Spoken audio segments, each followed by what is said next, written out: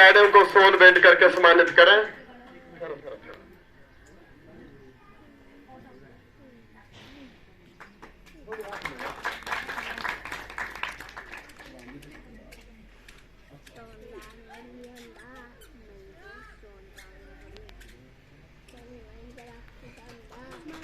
बोलिए सतगुरु कबीर साहब महाराज की।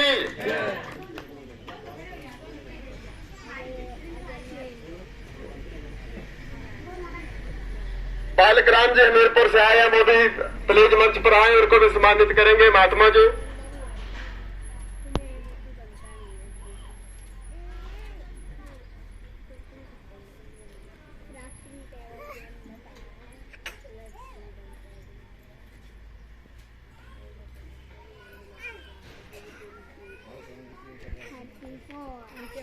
बालक राम जी को सम्मानित करने के लिए मैं निवेदन करूंगा और मैं जोगिंदर जी मंच पर आए।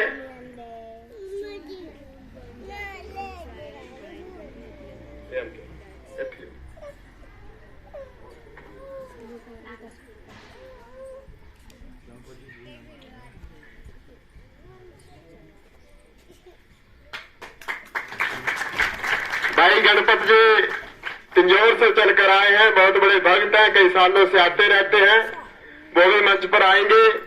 हमारे बीच में भाई राम तिलक जी गुरु रविदास मंदिर पपरोला से चलकर आए हैं, संजय भाटिया जी चलकर आए हैं, उनको भी हार पहनाकर स्वागत करेंगे। भाई राम तिलक जी का स्वागत करेंगे। भाई सुनील सकड़ी जी, तिलक भाई प्लीज आगे आए। और ड्रेन से चलकर आए हैं गुरु रविदास मंदिर के भाई रमेश जी, वो भी मंच पे आ जाए। उसके बाद मैं भाई गणपत जी को मंच पर 2-4 मिनट के लिए सादर आमंत्रित करूंगा।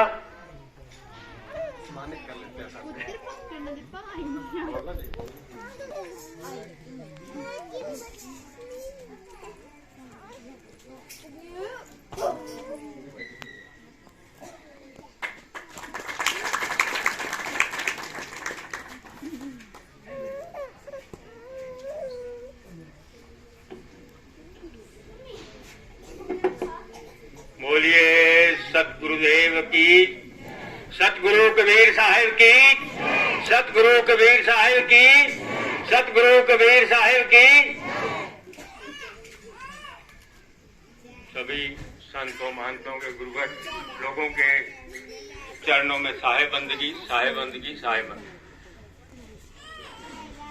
डॉक्टर साहब का आदेश हुआ है, 2 मिनट बोलने के लिए दिए हैं, और मैं समझता हूं कि जो अभी तक बताया गया है हमारे महंतों द्वारा और आदरणीय प्रोफेसर राजकुमार भगत जी द्वारा, वो बहुत ही बढ़िया है, बहुत ही अच्छा है, समाज को हर पक्ष में आगे बढ़ने की प्रेरणा देने वाला है। उन शब्दों से आगे बोलने के लिए शब्द ही कम पड़ रहे हैं।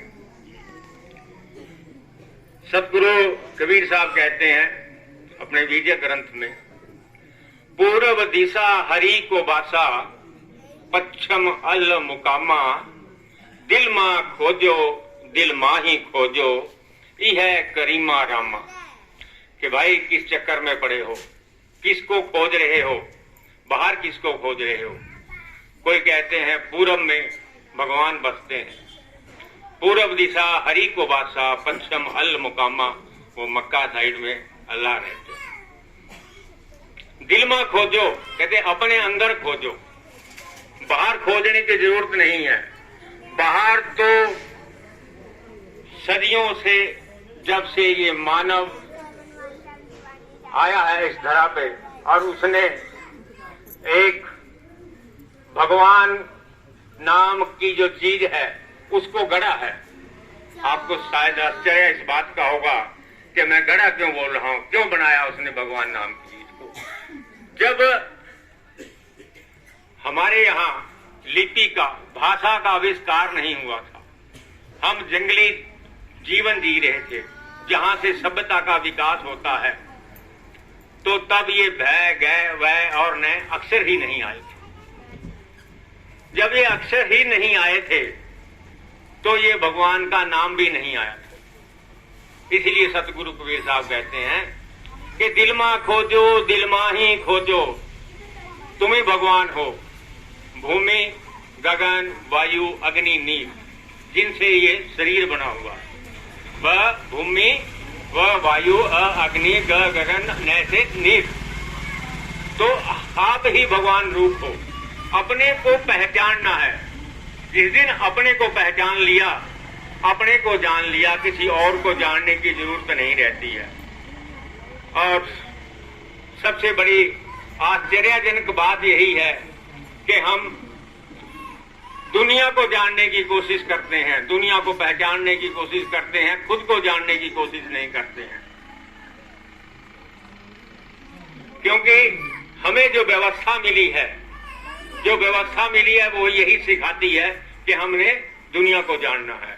और खासकर जो आज का दौर चल रहा है, आज का समय चल रहा है, जिसमें हमारे समाज को सामाजिक तौर पर, आर्थिक तौर पर, शैक्षणिक तौर पर, धार्मिक आध्यात्मिक तौर पर एक प्लेटफॉर्म की जरूरत है, एक इकट्ठे खड़े होने की जरूरत है। वही हम इकट्ठे नहीं हो पा रहे हैं, इकट्ठे खड़े नहीं हो पा रहे हैं। एक वैचारिक क्रांति, एक विचारधारा, उसके ऊपर नहीं चल पा रहे हैं। जरूरत है कि हम अपने समाज के अंदर एक वैचारिक क्रांति रखें। आने वाली अपना जो जनरेशन है, आने वाले जो बच्चे हैं, उनको एक लाइन दें बनाकर, उनको जो हमने सीखा है उन तक पहुंचाएं। जो हमने पहले सीखा था बचपन में, वो हमें किसी और ने सिखाया था, क्योंकि किताबों के ऊपर हमारा अधिकार नहीं था, पढ़ाई के ऊपर हमारा अधिकार नहीं था, धार्मिक स्थलों पे हमारा अधिकार नहीं था। हम केवल दान देने वालों में थे। पात्र में दान दे दिया और ले जाने वाला ले गया। हमारा काम इतना था कि वहां काम कर दिया, काम करने के बाद बाहर बैठा दिया कि आप अंदर नहीं जा सकते। जबकि काम जब करना है तब तो अंदर जा सकता है। तब तो जब वो मूर्ति को गड़ेगा तो उसके ऊपर पैर भी रखेगा, हाथ भी रखेगा, गंदे भी रखेगा, ऐसे खा जाएगा। पर जब वो मूर्ति गड़कर ऊपर विराजमान हो जाएगी तो उससे डरेगा। अब इंसान ही बनाता है, इंसान ही डरता है। ताजुब तो इस बात का है। निर्जीव आगे सजीव थापे, एक निर्जीव के आगे माला तिलक डालकर सजीव की, जानदार लोगों की, नर बलि हो चाहे पशु बलि हो, उनकी जान दे दी जाती है। निर्जीव आगे सरजीव थापे, काट काट जीव दया जी, जो तो रहा है सांचा देवा, खेत चर्त क्यों ना लिया जी। तो तुम्हारे देवते को बलि चाहिए, उसको मांस चाहिए खाने के लिए, तो वो खेत में चर रहे हैं, वहां से क्यों नहीं खा लेता, वहीं से क्यों खाता है। निर्जीव आगे सजीव थापे, काट काट जीव दया जी, जो तो रहा है सांचा देवा, खेत चर्त क्यों ना लिया जी। डॉक्टर साहब नजदीक आ रहे हैं।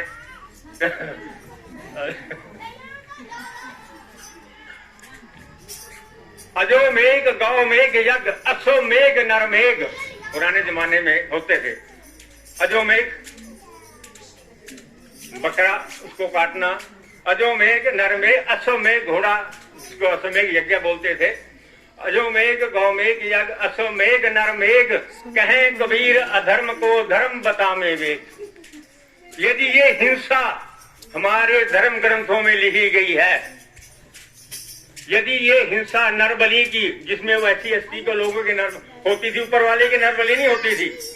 ये मैंने ऊपर सुना है, पिछले अखबारों में आता था कि वो एक लोकल भाषा में बोलते हैं कि बांध का रस्सा, उसके ऊपर से आदमी पैदल चलता है एक घाटी से दूसरी घाटी, बच गया तो ठीक है, नहीं तो मर गया। वो नरबली जैसे ऐसी होगी।